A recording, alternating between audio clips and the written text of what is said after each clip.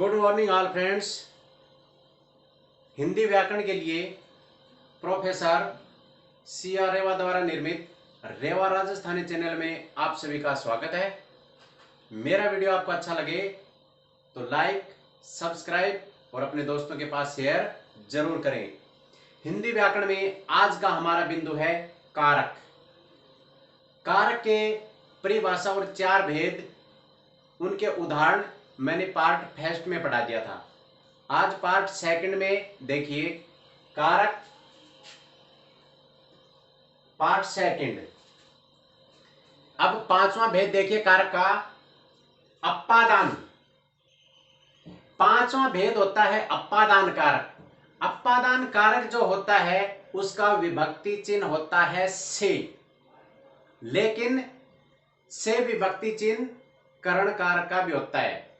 लेकिन अपादान में से विभक्ति चिन्ह का अर्थ होगा पृथक होना, यानी कि अलग होने की स्थिति में जिस कारक से क्रिया के स्थान परिवर्तन का बोध हो उसे अपादान कारक कहते हैं, यानी कि स्थान परिवर्तन होना या अलग होने की स्थिति में। उदाहरण देखिए, गंगा हिमालय से निकलती है। गंगा है वो हिमालय से निकलती है। निकलने का मतलब अपना स्थान परिवर्तन करती है, या गंगा नदी है वो हिमालय से अलग होती है। तो अलग होने की स्थिति में यहां पर से का अर्थ होगा अपादान कारक। दूसरा उदाहरण, निकिता छिपकली से डरती है। निकिता है वो छिपकली से डरती है। अब डरती जो क्रिया है इसमें अलग होने की स्थिति नहीं है, लेकिन डरने की स्थिति हो, शर्माने की स्थिति हो और तुलना करने की जब स्थिति होती है तो ऐसे स्थान पे अपादान कारक ही होता है। इस बात को आप अवश्य ध्यान में रखेंगे।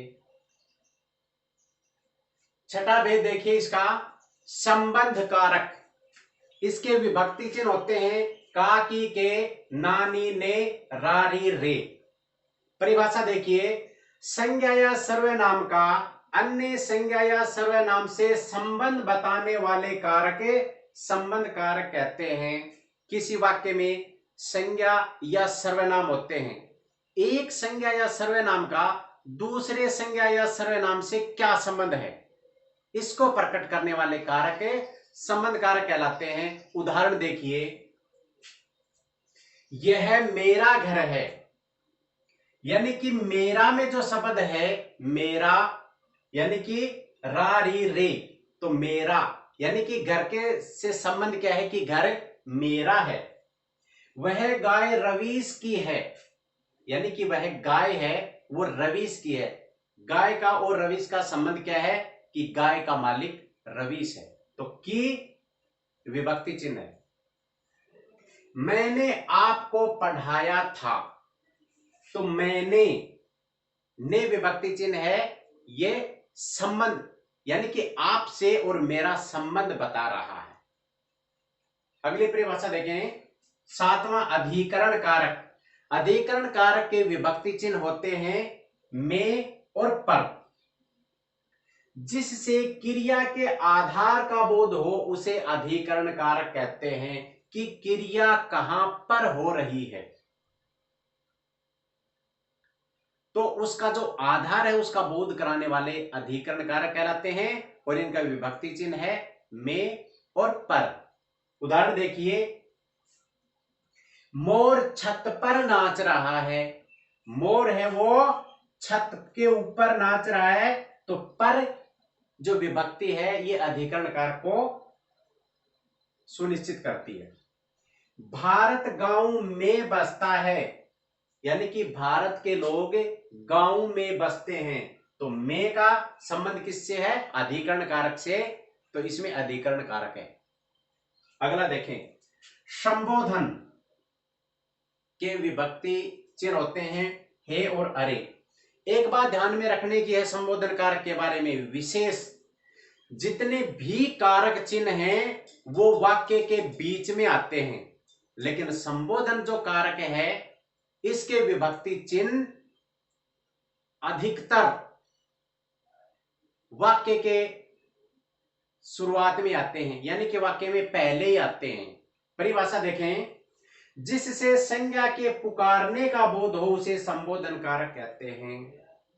संज्ञा को पुकारने का मतलब किसी व्यक्ति को पुकारते हैं, हम उसको आवाज लगाते हैं, ईश्वर से हम प्रार्थना करते हैं, तो ऐसी स्थिति में हमें उनको पुकारते हैं, उसके लिए हे का प्रयोग करते हैं, अरे का प्रयोग करते हैं, अजी का प्रयोग करते हैं। तो ये सब संबोधन कारक के विभक्ति चिन्ह हैं। उदाहरण देखें, हे प्रभु कृपा करो।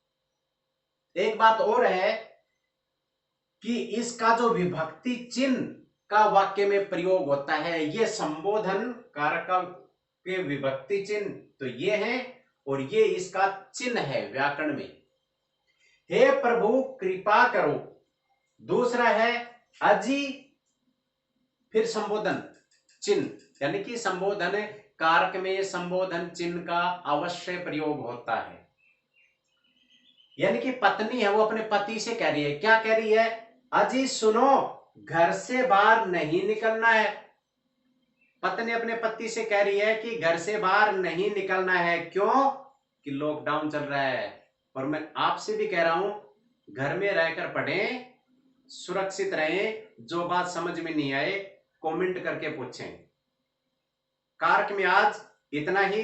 धन्यवाद। जय भीम, जय भारत।